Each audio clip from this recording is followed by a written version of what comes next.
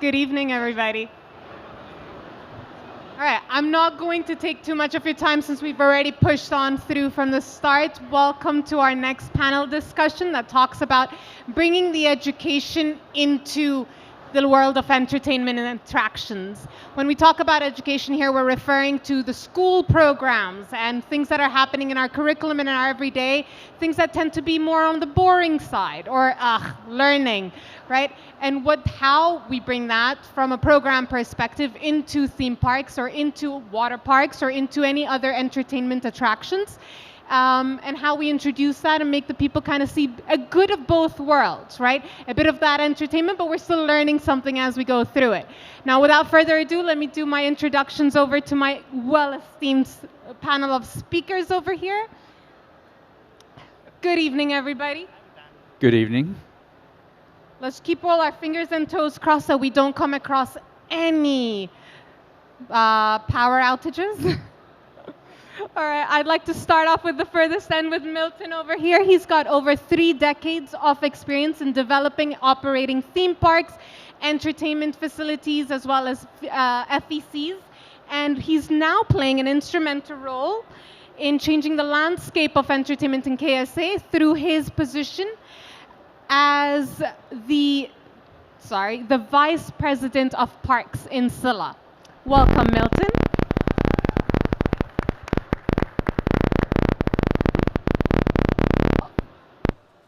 A sound issue? I knew I said it too soon. Can we hear me now? Yeah, okay. So we'll just share. All right. Thanks, James. I'll come to you right now. James has over 25 years of experience in the entertainment and hospitality industry, introducing the largest, most innovative cruise ships to the world. And most recently, in the last 3 years, he's joined the Atlantis Aquaventure team and plays a key part of the future of Dubai's most successful water park. Welcome, James. Speaking of water parks, I'm going to move on to Olivia. Olivia has been part of the industry for the past 25 years, but who's counting, right? 15 of which has been in the Middle East region. She did work her way through from a lifeguard to a very seasoned professional dedicated to aquatic safety and operational excellence, right? And with an extensive experience spanning major water park destinations in North Carolina, Dubai, and now Saudi Arabia, Olivia has played pivotal roles in operations, expansions, and safety initiatives. I would also like to say, since it's been the highlight in the past couple of days, that Olivia is the Senior Director for Operations and Aquatics in Aqua Arabia Qiddiya. Welcome. Last but certainly not the least, Dr. Vivian comes with a background spanning from Bahrain to Washington, D.C. He has held key roles in academia and non-profit organizations, focusing on areas such as multicultural programs, and his dedication to education and his diverse skill set has made him a very valuable leader in shaping the future of the entertainment sector in Saudi Arabia. Welcome, everybody. Thanks for being here with me today. Now, without further ado, I'm going to shoot out the questions out for you guys. We're going to dive right in, shall we? So, James and Vivian, if you can tell us how the attractions and the entertainment business is evolving beyond your traditional entertainment experiences to become immersive learning environments. All right, well, good evening, everyone. Thank you for attending our little chat tonight. I think that the landscape that we're currently in is incredibly interesting because having a theme park is such a fun factor for friends, family, children. And if you can add that edutainment aspect to all of it, it gives you this unique opportunity to really drive forward and to give a whole different culture and ambience to the park that you may be working in. I look at the region of Abu Dhabi, I look at the region of Dubai, and I look at all the parks within sort of my local area. And every one of them has some sort of educational piece, interaction. As you walk through the park, there's different things that you can get involved with, and you're learning every step of the way, and this is making it more interesting for the families and the educational pieces. Yes, and we noticed that especially here in Saudi Arabia, it's all about learning about the culture, right? This is a new place, this is a new El Dorado when it comes to discovering a country and various areas. So you come here and you want to learn about the heritage, you want to learn about the history, right? So all of this was like totally untapped. Nobody knew anything about it, you know, from the Western perspective or as a tourist. So now, you know, you go to the sites, whether it's Alula or the, you know, looking at Futukidia or even like festivals, and you're gonna learn something. You're gonna be within the DNA of the country, and it's not just about your environment, but also the people you're gonna interact with, right? The youth, the different heritages from all over the country, and this is like something very special. And of course, we have to always look at what's happening in the rest of the world, where more and more theme parks are trying to educate their people, whether it's about geology, whether it's about you know, marine life, or whether it's about history, and we've seen this more and more. So it's kind of a trend, and Saudi has been really into it. All right, thank you. Olivia, what are the potential benefits of when we introduce what James has mentioned as edutainment into this world? What are the potential benefits that we can get out of this? I think the one thing we can all agree upon is revenue. It's another revenue streamline that you can package, that you can bundle, that you can sell it to schools, to groups. You can make it your own. But I think one of the things too that we may often take for granted when we introduce these educational programs is how it inspires people and kids, and how that really is kind of the starting point for the future of our industry.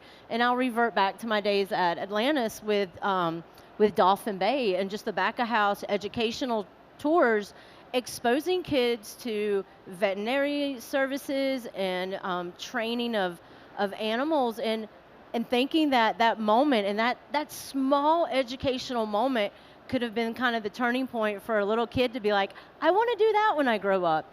And that's us introducing our world that we're all passionate about, that we've, you know, been fortunate enough to be in, and kind of introducing that to kids. And so, you know, aside from the revenue that we all want to make, I think one of the other biggest takeaways is that inspiration, but also free marketing too. If you've got a really good educational program, and how many of you have kids? How many of your kids have gone on a really cool field trip somewhere? They come home and they go, I want to go back. That's some free marketing. And how many of you have taken them back? There you go, free marketing. That's a really good point. On that note, Milton, with your developing and operating so many different facilities around the region, could you give us some examples of some successful edutainment programs that had been introduced? So, having spent now 2 years in Saudi and another 15 in Dubai, the success depends on the type of entertainment that you're running. For example, if you're running an aquarium, your educational program is way stronger. Or if you have something like a Kidzania. And then you go into the normal theme parks, and then you can start doing things like, how does the coaster work? If it's for young kids, we just talk about gravity, and if you talk about the big kids, you talk about kinetic energy and all. So it works, but you have to align yourself with what is happening in that country. For example, in Dubai, we align with KHDA. So it's very important to align with the curriculum that is there, and then start working, but it all depends on the model of entertainment that you're working with. So it is strong when we work on models at Kidzania, because we start doing role plays, and they want to become that, just like Olivia says. Or if you start looking at the aquariums, or you look at Atlantis, and you start interacting with dolphins, and you learn about fish, you start becoming that. When they start coming into a theme park, they want to take that as a career, because they love, who would not want to just come and have fun and just play games in your career? So it depends on what model that you're looking at, and in that you can maximize your revenue. Okay. You speak of alignment, right? Or aligning it with the educational curriculum that we have, or the system that we have in the respective country. In what ways can we do that? And this is a question across the board, but in what ways can we align what we're offering in the park or in the attraction is in line with what the curriculum has to offer in the classrooms as well? So we make sure we're not contradicting anything.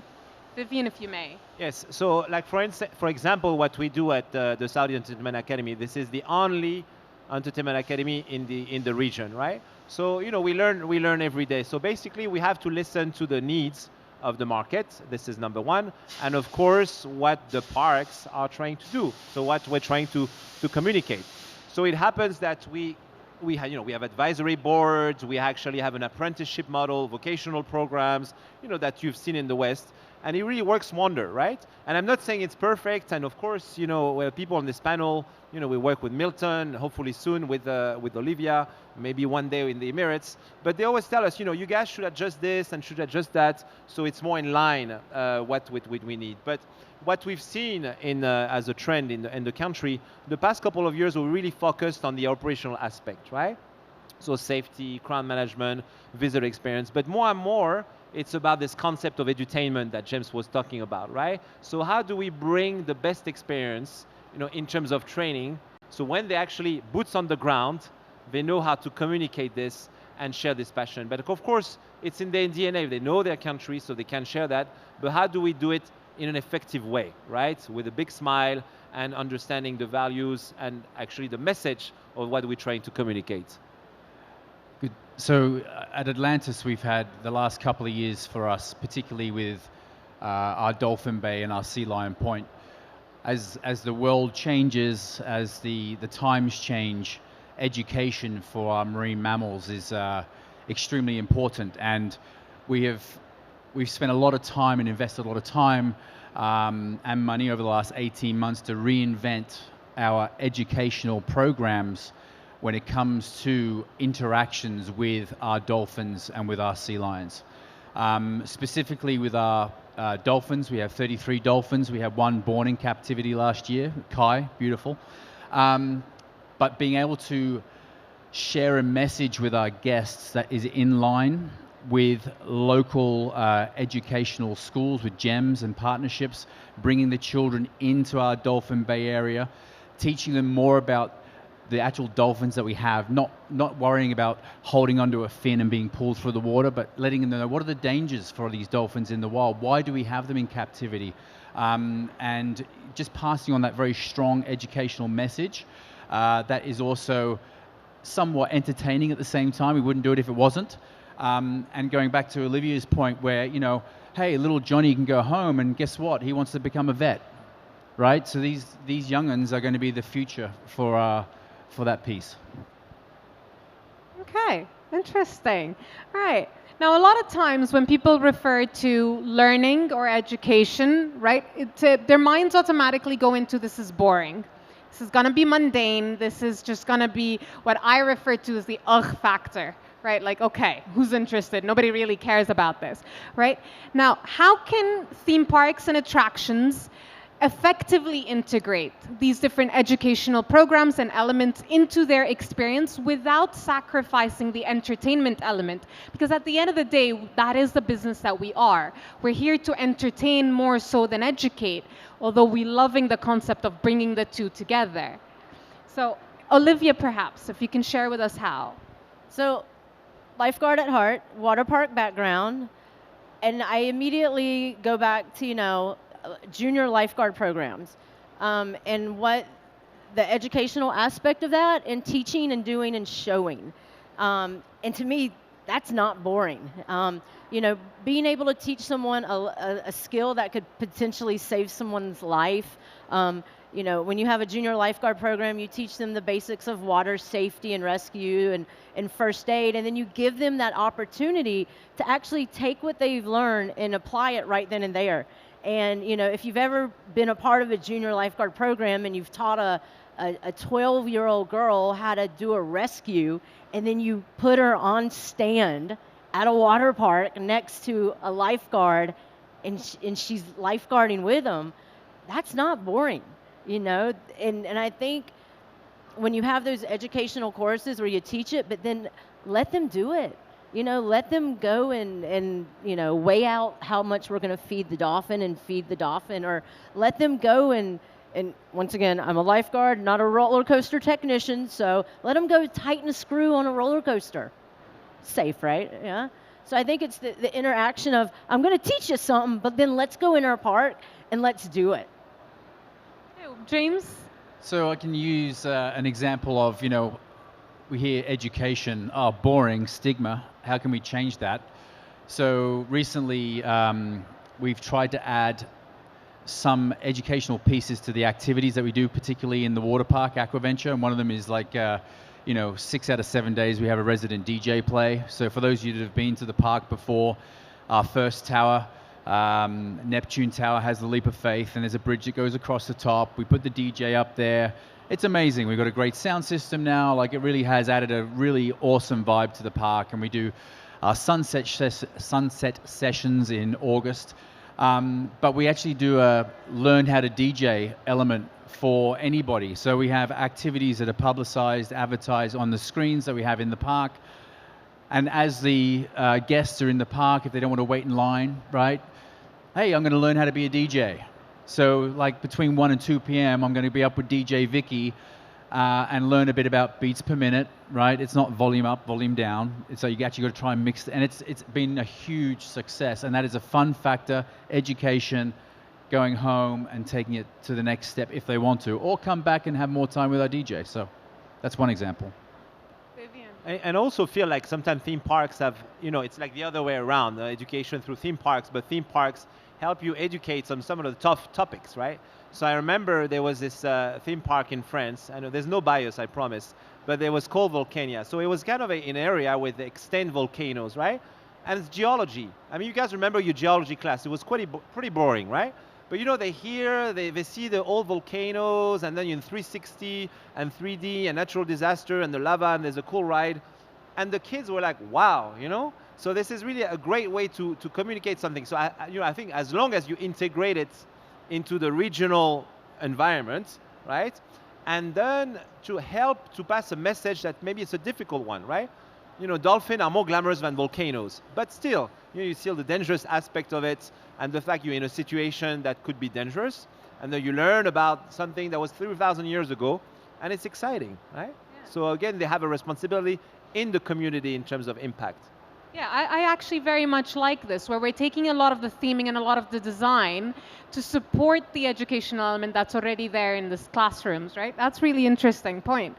Moving on, when we come to setting up, right, aside of the theming and the design work, right, we aim to cater to a wider audience. The smaller the audience you aim for, the smaller their visitation numbers will be.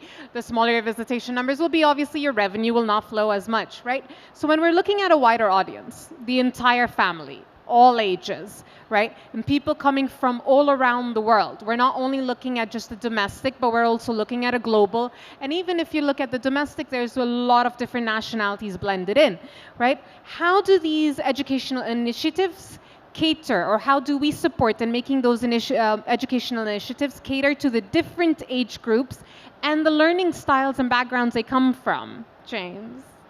That's a great question. I think from experience with us, again, this region is a melting pot. We were speaking outside regarding culture. If you can offer educational pieces that it doesn't matter what age you are or what background you have, if you can get your hands dirty, if you can touch it, if you can smell it, if you can taste it, it doesn't matter where you're from, what language you speak, and enticing that encouragement for getting the people involved. I'll use our Lost Chambers as an example. We do like the mini marine biologists and stuff. They can see the tiger shark teeth. They can see the different bone structures and so forth. But the language piece is like a sidestep, because you've got the physical elements in front of you. Everyone knows what a tooth looks like, right? So it's a very interesting piece, and to make it as interactive and as visual as possible, I think the age group and the cultural side of things, that really brings it all together quite generically. Okay. What about you, Milton? You've touched base on this. You've talked a little bit about how, in theme parks, if it's you're dealing with the younger cycles, it's gravity. If you're dealing with the older cycles, it's a lot more than that, right? How do we make sure that you're offering enough programs that cater to across the board? So if you're looking at it from an educational perspective, and if you're looking at a larger audience, then we start using technology. You could use, when you look at virtual reality, augmented reality, they transcend just verbal communications or sessions that you would call it. You use digital screens, you use QR codes, and you can do it in multiple languages. The more information you throw out to the children, they're ready to grab it. It's much different from our generation where the way we studied is very different. The way my kids go out and they'll take their phones out and start checking out, the way they use apps is way different. So if you are having a good app with good information, they can educate you. They talk about the ride restrictions more than me now. I mean, they've heard it from me when I was taking them to the parks, but today they tell me, you can't go on this, you can go, I can go on this. But that's how they learn. They learn through the technology. So we need to use technology in the right manner, and I think information passes really quickly. Today we talk about global, but for the kids, what they have in their hand is the world. Fair enough. Vivian, you've managed to master this greatly, where you bridge academia, which is your background, to the entertainment and the interactions industry. Now, when we delve more into this and we talk about the educational programs and bring them into the entertainment, how do we make sure that the content is accurate? How do we ensure that itself is not something that's wrong, is not culturally sensitive? We make sure that we're not touching base on any controversial topics, but it's also accurate and up to date. I mean, I do know the curriculum itself changes every 2 to 3 years, for example, right? The updates happen, changes take place. How do we make sure that our programs also match accordingly? This is one of the biggest challenges, I think, in education and in training, right? To stay current, right? So one of the ways, of course, to spend a lot of time with people from industry, right? In a formal way, in an informal way, but definitely the linkage with industry is critical. And universities have done that, training institution done that, academies done that. Otherwise, you're a bit disconnected. You're in a different cloud of what you possibly read in a book or heard somewhere. But you actually link both, the industry and what's happening in the classroom. That's already a key. The second key, I think, is to make the teaching and the training as much practical as possible, right? So a lot of application in class, a lot of simulations, right? Milton talked about technology. So for instance, at the Academy, we have the first virtual reality lab dedicated to training. Put yourself in a situation. I see one of our trainees here in Sarah, and sometimes she tells me, oh, this class, I think it might be a little boring, so can we change this or can't we change that? So we're listening, of course, to the trainees themselves. And they're the harshest critiques, just like you go to a restaurant and whoever buys the meal might be the harshest critique. So it's very important to listen to that, to listen to the trends, involve in associations as well, and see what's going on in the rest of the world, right? Some of the best practices, and Saudi has been wonderful, because they're always looking at what's been going well, what's been going wrong in other countries, and make the best of it. All right. Now, generally, and Olivia, maybe this one's for you, what considerations should the parks and attractions keep in mind when designing educational content to appeal to all visitors of various accessibility requirements, right? Ensuring inclusivity. We talked about the cultures, we talked about the nationalities, but we want to make sure that it's completely accessible as well. So what considerations should we take into place while we're designing? I think it's a two-part question. The first one is you want to make sure that you're building content for all the different learning styles. If you're like me, I have to learn by doing it. I have to see it, I have to touch it, I have to do it. But then you have someone that might literally, they just want to read about it.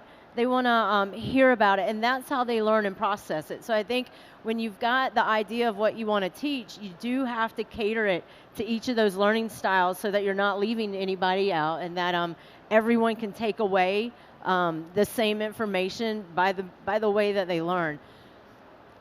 Kind of related to design as well, when you're designing these, from a logistical standpoint too, I think you got to keep in mind that sometimes these educational experiences that we have may do back of house, and you need to now turn your back of house into front of house. And so if you're fortunate enough and you're in a pre-opening or you're doing a build, start thinking about what kind of educational programs you want to do then, so that you can design your park and facility so that it's accessible for anyone to take it, so that you've got the classroom space, so that you have the facility space to actually make that educational program something that doesn't look like an afterthought. All right, fair enough. Milton, from a business perspective, what are the potential economic benefits? We talked about the general benefits, but what about the economic benefits for these parks when investing in such initiatives? So, unless, like I said, depends on the format. There are some formats that really thrive on the fact that education and school groups are a significant part of the attendance. But then there are theme parks where they already know that, listen, there is no way in hell I'm making money only from school groups. Then how do we use that? We use that to have a positive impact, like Olivia said, that they go home and it's free marketing when they say, I went to the park, I enjoyed it, but guess what? The teachers did not let me play all the rides, so I have to go back. Please take me next. Because they're always timed. All the school groups are timed. It will be a bigger challenge in Saudi, of course, because Saudi starts late, all the theme parks. But even if you start early, there is no way a child is happy in their school. They'll love the place, but they'll go home and say, I want to go back. So it is a way of monetizing it, but not at the cost of compromising the education that we give when they come there. But we all are in it to make money. So we do have that bottom line, but we make sure that the child is taught, he goes with a positive experience so that when he goes back home, he comes back with the family, and that is the reputation business that we look at. And I think too, if you really sit down and you work with the teachers, there's ways you can incentivize it. You know, you come to the theme park, you learn all about the dynamics of aerospace. Once again, I'm not a roller coaster person, but how the roller coaster glides and flies. And then they have to give a report at school about what they learned. And the reward for that, report is a bounce back, buy one, get one free at the amusement park. We've all won. And it's a good way to actually gauge that those students retain something. But then also, kids love to talk about things that interest them and if they're excited. So it gives that child or teenager, whoever it may be, an opportunity to really show what they took out of it. All right, so we've talked about the design, we've talked about the implementing and operating those initiatives. I want to touch base on how can we measure the effectiveness of these initiatives once they've rolled out? How do we make sure, assess their impact on our visitors? Are there ways to do this? If so, what are they? Well, effectiveness, like the effectiveness is measuring by the retention, right? So I think Milton touched upon that concept. Are the customers going to come back, right? Are they going to come as a family? Are they going to bring new friends? So I think this is number one. And then number two, the way, when they bring back the message back home, as Olivia mentioned, as a child, as an adult, so I learned something, and maybe I'll be more, I'll pay more attention to environment because I learned something about environment today in this, about the dolphins, about the volcanoes or whatnot. So you see, I think, in a change of behavior. So it's a bit difficult to measure in terms of like the way you change your daily habits, but for sure, in terms of community impact, this is something that you shouldn't keep away from it, so and keep doing it. And we also have the feedback forms. So if you do an educational program, you have the teachers giving you the feedback. So you get an immediate direct feedback from them. When she talks about the project reports, if you have a system where you're already coordinating with the schools and you get to see that, you understand whether the quality of your educational program was making sense. And third is, of course, your reputation business. So if you have an annual pass program and you know that there are more children picking that up, again, that's another one you'll get to know. Okay. All right. James, how can our parks, whether they're themed, whether they're waters, whether they're themed water parks, right, leverage emerging technologies, which we've touched base a little bit on with Milton here, such as the virtual reality, gamification as well, right, to enhance the educational value, not just the entertainment part, but also the educational value of the attractions? So I think this is where the industry worldwide is in such an exciting place at the moment. Like we can say, oh, I remember 5 years ago and this cutting edge piece of technology came out, or in 2007 we had the first iPhone and all this sort of thing, and now we're look at the technology just here. I mean, all the Sound and Light Expo there. If you haven't seen it yet, take a look. This is where stories are being told and where dreams are going to be made of, and that's where I think in our business, if you can tell It doesn't matter if it's a theme park or a water park or if it's just an entertainment venue. If you can have an educational piece that is being told through a piece of technology or a story, and that can be assisted by a moving light. It can be projected with a screen. You look at Museum of the Future in Dubai. That is just an amazing. You walk in, and you come out educated, right? And you've had fun doing it at the same time. So having these different pieces, seeing how the business is evolving every single day is amazing. I mentioned the word interaction before. If you can go through a park and have a piece of technology with you, and every time you interact with something, a message comes up or a different piece of an answer, it entices the family. It doesn't have to be a child. It entices that person to go to the next step. You've got the question. It's like a treasure hunt, right? And to educate yourself through that, and at the end of the day going, oh my word, I learned so much, but the byproduct was, oh, I went on a slide as well, right? We're starting to turn the industry around a little bit. So yeah, it's exciting times. Okay, well, last question, and this one is to the board completely, right? And I'm looking for nice little secrets, maybe, a bit of tips and tricks. But when it comes to the future, right, what are the possibilities and the trends that we're seeing, or we're expecting to see maybe, in the evolution of theme parks as immersive learning environments? Well, I can tell you technology is going to play a big role. I cannot really put my finger on how AI is going to really take that, but theme parks is all about reality and really feeling the entire experience. We do have virtual realities on the coasters, and people prefer at times to take it off, play with it, but immersiveness will definitely be more with information. I would say that the more information that we share in different forms, like you said, gamification, they pass by something, the more data that they get, I think that's going to create the more immersiveness in an experience that is there. Technology is going to play a part. At this point of time, we are all looking at AI. We have almost run through the virtual reality. We are looking at augmented reality, but when technology plays that, I think the way we share information with our guests, because they want to know more about what they're getting, I think that's the key. Fair enough. For a person who's not tech savvy, this scares me, right? I would like to add, like, that we all know technology is going to be, it's fantastic now, right? But I'm a storyteller. If you can tell a story and your guest doesn't know they're being told a story, I think that's where we are staying on point. It's a special piece, and in that story is being told in such a way that you can get an educational piece across. For example, let me use the dolphins again. That's a remarkable thing when you see those kids come in and they walk out, and you manage to get a really interesting piece to them regarding plastics in the ocean, right, and what damage it's doing. Storytelling.